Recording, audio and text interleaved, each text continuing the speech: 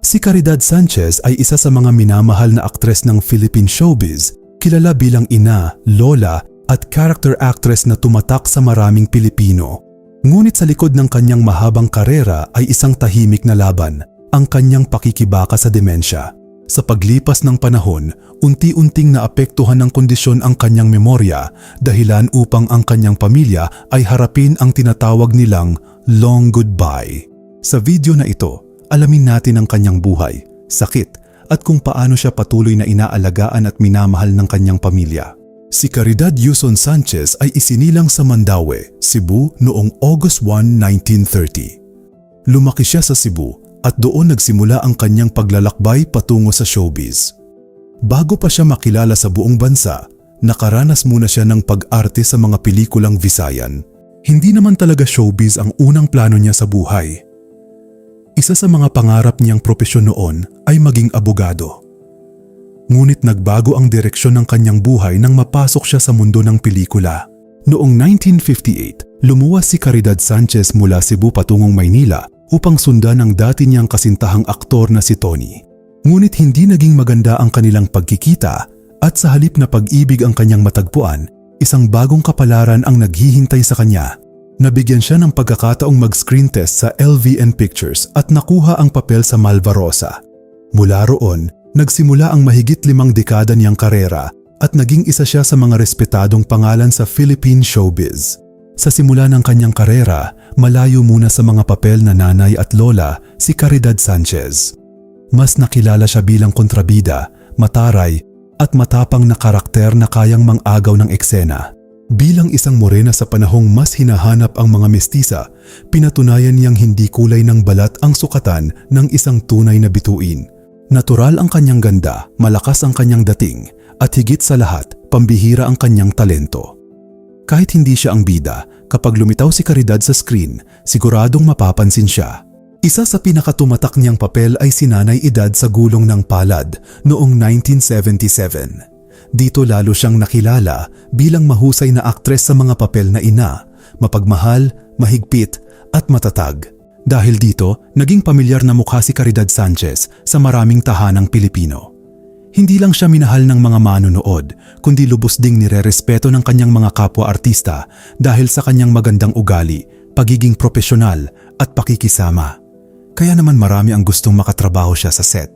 At sa mahaba niyang karera, wala rin siyang naging malaking kontrobersya o eskandalong sumira sa kanyang pangalan. Mas naalala siya sa kanyang talento, kabaitan at pagiging respetadong artista. At hindi natapos ang kanyang kasikatan sa lumang henerasyon. Nakilala rin siya ng mas batang audience sa Tabing Ilog, kung saan gumanap siya bilang Lola Juling. Dito niya nakasama ang mga batang artista noong panahong iyon, kabilang si John Lloyd Cruz. Ang kanilang relasyon bilang maglola sa serye ay naging espesyal sa maraming manonood. Ngunit mas naging espesyal ito dahil nagkaroon talaga sila ng malapit na ugnayan bilang magkatrabaho. Noong panahon na lumabas ang mga ulat tungkol sa kanyang demensya, ibinahagi ng kanyang anak na si Kathy na isa sa mga taong naging espesyal kay Caridad ay si John Lloyd. May mga pagkakataon ding ipinakita ng pamilya kung gaano kahalaga sa kanya ang mga alaala mula sa kanyang mga nakasama sa showbiz. Ipinakita lamang nito kung gaano kalalim ang naging epekto ng kanyang mga relasyon sa trabaho. John Lloyd, till you find the right woman, you get married to that woman. Then, I want to meet that woman first before getting married to that woman. You make that a promise. Dahil hindi, naku, kakaluwain kita. Sa likod ng kamera, pinakamahalaga kay Caridad Sanchez ang kanyang pamilya. Ikinasal siya kay Vicente Babao at nagkaroon sila ng 2 anak, sina Kathy at AJ. Nang pumanaw ang kanyang asawa dahil sa heart attack, mag-isa niyang itinaguyod at pinalaki ang kanilang mga anak habang ipinagpapatuloy ang kanyang karera. Ngunit habang lumilipas ang mga taon, unti-unting nagbago ang kanyang buhay dahil sa isang mabigat na pagsubok, ang demensya. Noong 2020, isinapubliko ng kanyang anak na si Kathy na na-diagnose si Caridad ng demensya noong late 2015. Inilarawan ni Kathy ang karanasang ito bilang isang long goodbye. Dahil unti-unting nagbabago ang memorya at kakayahan ng isang taong may demensya.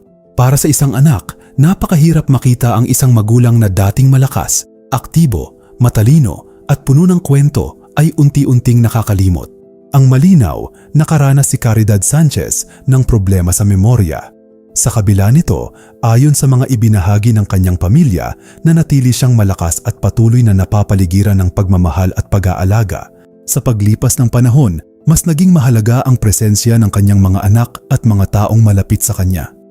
Patuloy siyang inaalagaan ng kanyang pamilya at ginagawa nila ang lahat upang maging komportable, ligtas at mapayapa ang kanyang buhay. Para sa kanyang pamilya, maaaring magbago ang memorya pero hindi ibig sabihin na nawawala rin ang pagmamahal. Kaya sa kabila ng kanyang kondisyon, nananatili siyang mahalagang bahagi ng kanilang tahanan at pamilya. May mga pagkakataong ibinahagi ni Kathy ang mga emosyonal na sandali kasama ang kanyang ina. Sa gitna ng pagbabago ng memorya, may mga sandaling nagpapakita pa rin si Caridad ng pagmamahal at affection. Para sa kanyang pamilya, napakahalaga ng mga sandaling iyon. Maaaring magbago ang kanyang memorya pero nananatili ang pagmamahal ng kanyang pamilya. At kahit retirado na, hindi nawala ang kanyang pangalan, mananatili si Caridad Sanchez bilang isa sa mga respetadong aktres ng Philippine showbiz. Isa sa kanyang mga kaibigan sa industriya na naging mahalaga sa kanyang buhay ay si Nora Honor.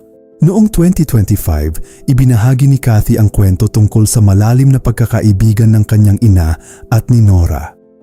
Ayon sa kanya, naging parang sounding board ni Nora si Caridad at mahahaba ang kanilang mga pag-uusap noon. Ipinapakita nito na hindi lamang trabaho ang nabuo ni Caridad sa showbiz. Nakabuo rin siya ng mga tunay na pagkakaibigan na tumagal ng maraming taon.